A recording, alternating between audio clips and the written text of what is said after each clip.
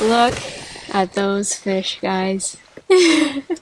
This is a big male. You can tell how dark it is, but there's nothing there. And then that obviously has a little bit of eggs. In a couple weeks, these things get like, it just looks like they're just gonna puke them out. Let's see what mine is. Oh, that guy's upside down. Not upside down, but. Okay, this is the big male.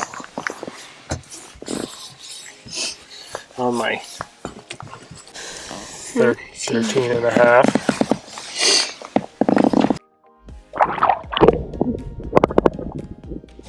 Is that my big one? Yep. Feisty. Oh, going through. What a nice boat to get all slimy, right? Like, so again, 13 and a half. Yeah.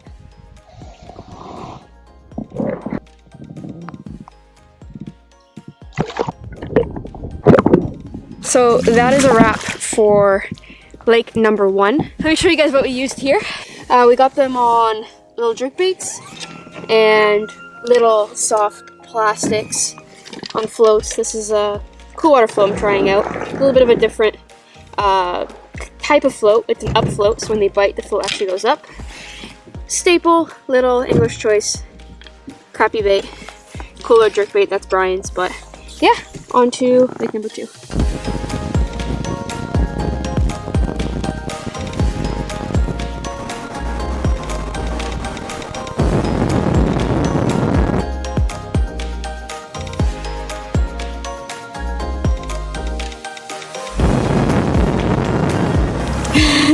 Let me explain here. So there's another lake close to this that I've ice fished for a long time, and since the introduction of live scope, I would notice that I would be ice fishing and all these schools of tight crappie would be, you know, anywhere from like 15, 10, 5 feet underneath the ice. And once you drilled on top of them, they would just scatter.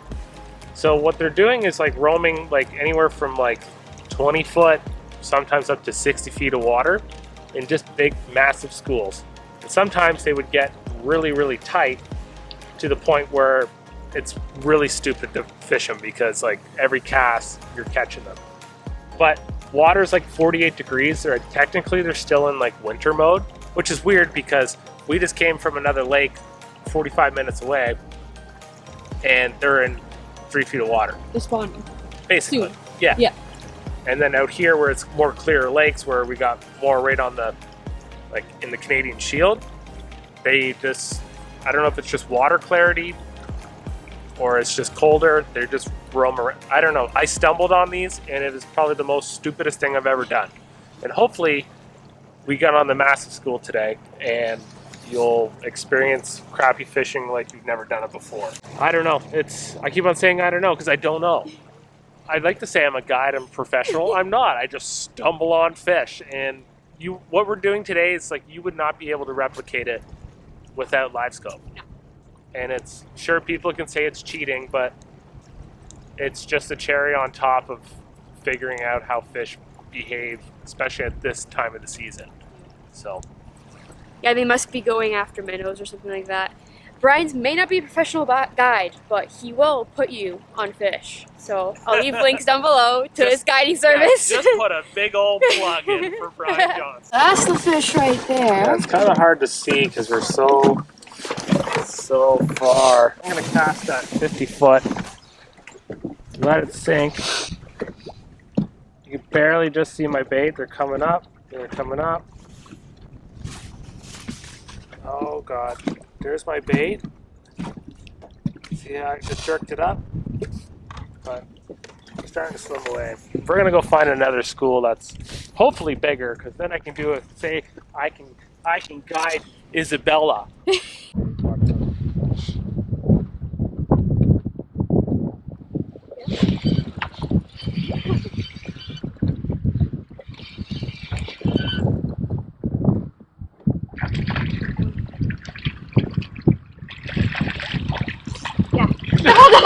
Double that. No, it came off. Mine came off. Look at that.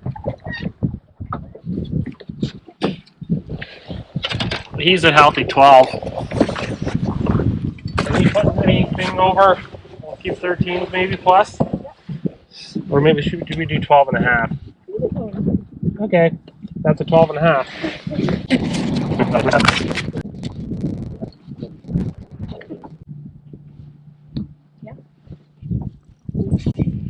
I don't think that's that big,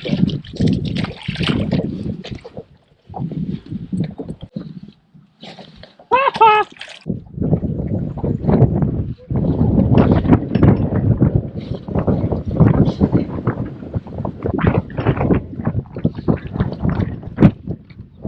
Itty bitty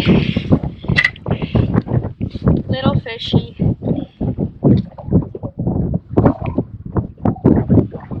Oh my god. Look at that.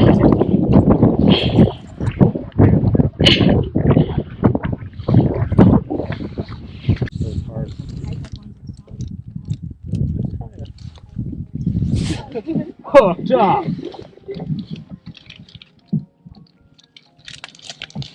Get a little school, we want the big ones. I will pound these bait for now. Sometimes you just throw them into another.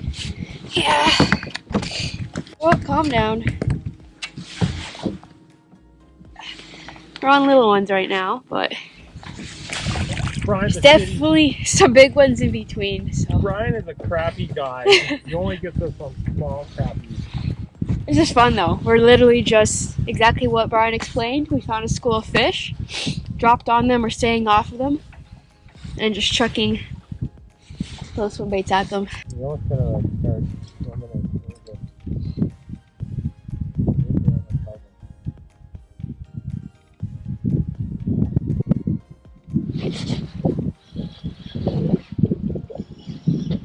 See, will just ate you. it was.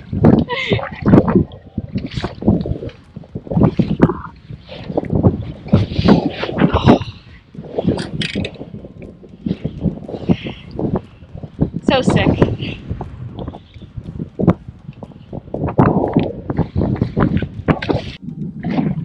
Oh yeah.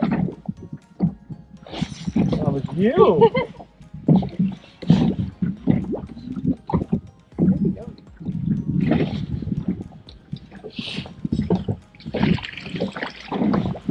Where are you going? Where are you going?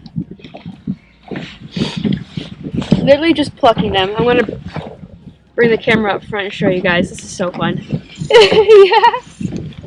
Oh, I came off. No. I was just looking at the camera. So that is a massive school. I can literally just throw this behind the boat and I'll probably get crushed.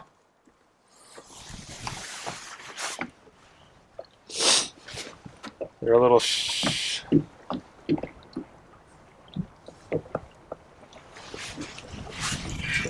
Yeah. Okay, look. So let's just zoom this out in. So that's like 10 feet long. And then that's also like 3 feet wide. So there's multiple schools roaming around like this, but we just gotta find the big ones that are all like 12 and 13s. So it looks like there is some bigger ones in there, but let's throw that guy back. Again, just like halfway across the boat.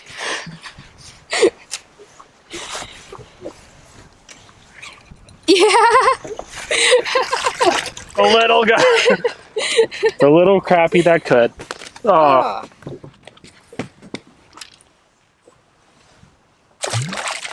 Look at that.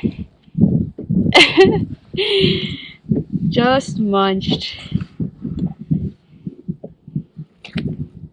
There you go.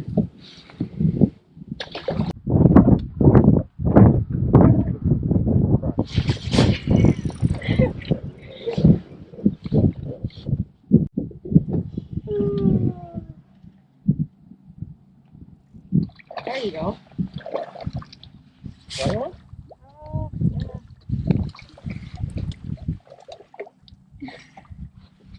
There you go. That is a better one. We Did we just double up? We just doubled up. I'm using a big, ridiculous 10-foot pole.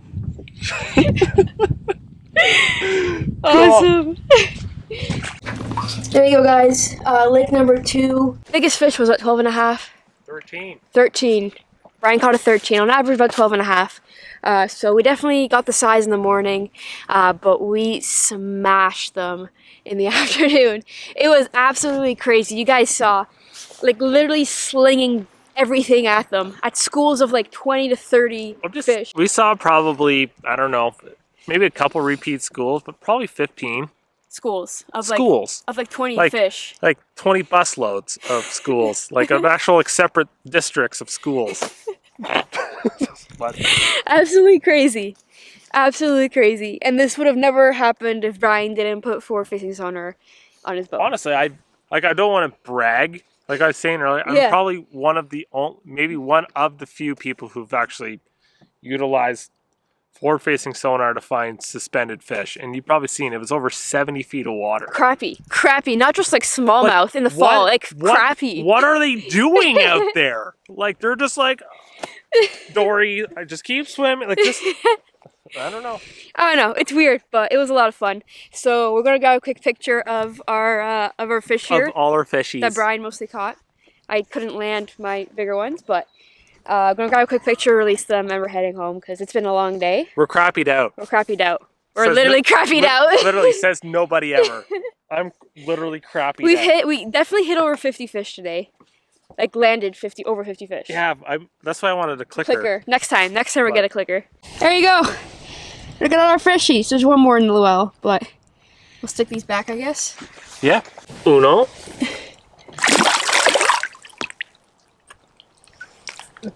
Dos. And I got 2 of them here.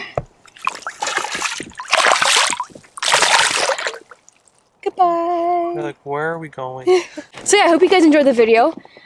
We used a lot of different techniques today, but I'll do my best to link everything down below. I'm also going to leave Brian's hooked on Halliburton.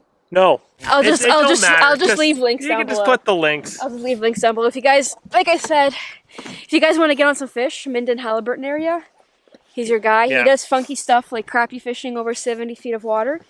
But we've done a lot of walleye fishing together, which has been fun. I don't guide too much for crappies just because they can be so, like most of the waters that I've found so far, which isn't a lot, can be very vulnerable. Yeah. And like the fish like we went to today, this morning, like those fish are like trophy fish. And sadly, like once one person goes there, they can be so fished out. Yeah, it just multiplies after that. Yeah. Okay, let's go home. Let's go home. I'll see you guys in the next one.